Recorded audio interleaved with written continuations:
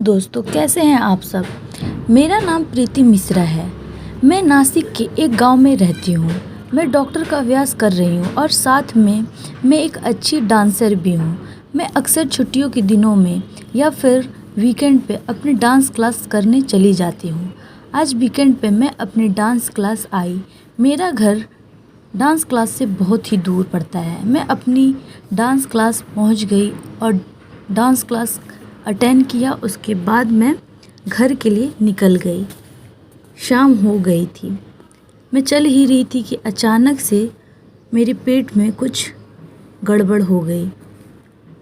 मैं होटल पे जा सकूं इतना समय भी नहीं था, इसलिए मैंने पास का एक शौचालय पे एड यूज़ का उपयोग किया। वहीं पे मुझे किसी की पायल की आवाज़ सुनाई दी। मुझे कुछ अजीब सा लगा कि अभी इतना शांति था, अभी इतना ज़ोर ज़ोर से पायल की आवाज़ कहाँ से आने लगी। इसी समय वहाँ की लाइट चालू बंद होने लगी। मैं तो डर के मारे काँपने लगी। मेरे शरीर के रोंगटे खड़े हो गए। मैंने ज़ोर से आवाज़ लगाई, कौन है जो यह मजाक कर रहा है? मैं बाहर निकलूँगी तो तुझे छोड़ूंगी नहीं। थोड़ी देर बाद वह सब ठीक हो गया। मैं जल्दी से बाहर निकलने की कोशिश कर रही थी, लेकिन बाथरूम का दरवाज़ा नहीं खुल पाया। मैंने चौकीदार को आवाज़ लगाई तो उसने आके देखा तो दरवाज़ा बाहर से खुला था। फिर उसने आवाज़ लगाई, दरवाज़ा खुला है, आप थोड़ा धक्का लगाएं। फिर मैंने अपनी सारी हिम्मत की एक आखिरी कोशिश करी, जोर लगाकर खड़ी हो गई और ज़ोर ज़ोर से दरवाज़ा को हिलाने लगी। थोड़े ही देर में दरवाज़ा टूट गया और मैं बाहर निकल गई।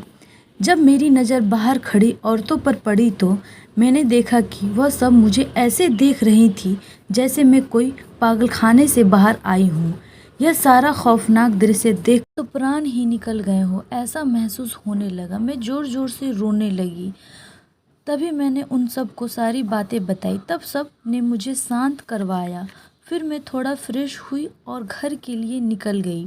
जैसे ही मैं घर पहुंची तो मैंने देखा कि मेरी बेसमेंट की लाइटें चालू बंद हो रही हैं, जैसे मेरे साथ बाथरूम में हुआ था वैसे ही।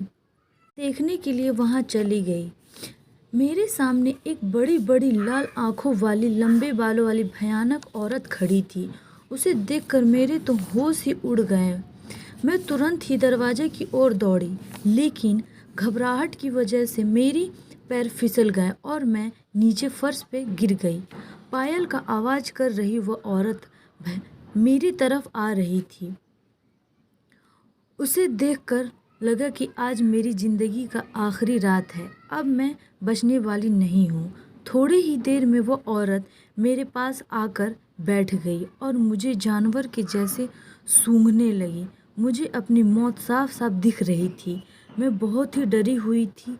मैं ऊपर वाले का नाम लेने लगी और आंख बंद कर मैंने 2 मिनट तक अपनी आंखें नहीं खोली।